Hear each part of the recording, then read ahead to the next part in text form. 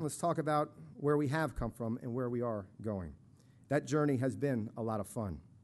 From $17,000 in revenues in 1996 to more than $835 million is our latest outlook this year. And more importantly, we are still growing. So how are we built? Today, we are publicly traded. We're headquartered in Baltimore, Maryland. We have more than 2,600 teammates, as we call them, doing business in 30 countries, and have moved far beyond just team product, with women's and footwear representing two of our largest categories of growth for us as a business. We are a brand that is constantly running, and we continue to play offense. So to find the growth you need to understand our brand, what do you want to be? This is the second theme from my board that's up there recently. You hear that question when you walk into an Under Armour store. It's not, excuse me, ma'am, how may we help you? What can we do for you? The question is, what do you want to be? Do you want to play varsity? Do you want to play college sports? Do you want to lose 15 pounds? The opportunity that we have is that of an aspirational brand, which means that it's people that want and aspire to be and to do more. So what I want to do every day, it begins with what I call my job description. And again, this sits at the center of the board in my office. And that job description is defined by these four very basic things: great product, great story, great service, and great team. We are a product company, first and foremost, which is why it's number one.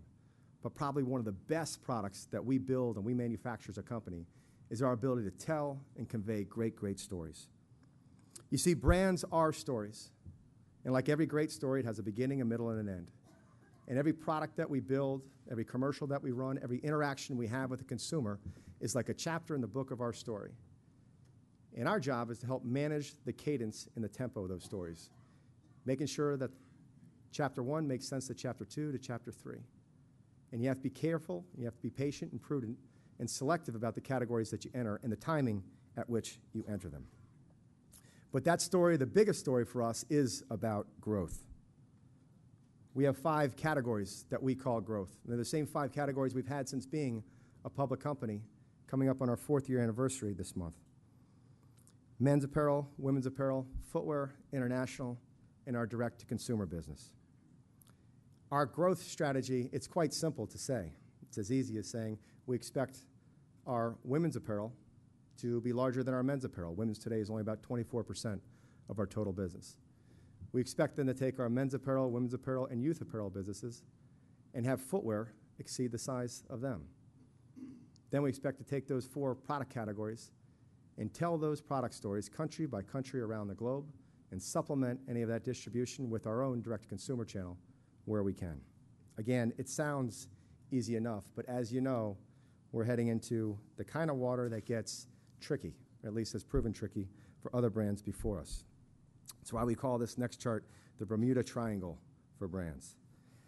That growth in the next phase is moving from beyond $500 million to $1 billion, and it's a major test. Vans, Oakley, Nautica, Starter, to just name just a few from our industry, have either sold or stopped growing. Something happens at $500 million. My theory goes to the fact that you made it to $500 million because you're pretty good at what you do. We're a North American wholesale apparel company. And in order to continue to grow, you have to feed the beast. And there are 3 ways to do that. New product categories. For us, that means entering footwear, which we did in 2006, taking the number 2 market positions in the cleated categories of football and baseball. It means new distribution channels, bringing on great new partners like Foot Locker and Finish Line, which we've done over the last really 18 months, accelerating our businesses there.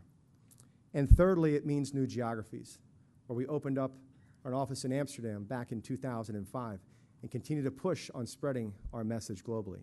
And as well as we look at Asia, where we have a nearly $100 million license business in Japan, but of course continue to eye up what China can be for these.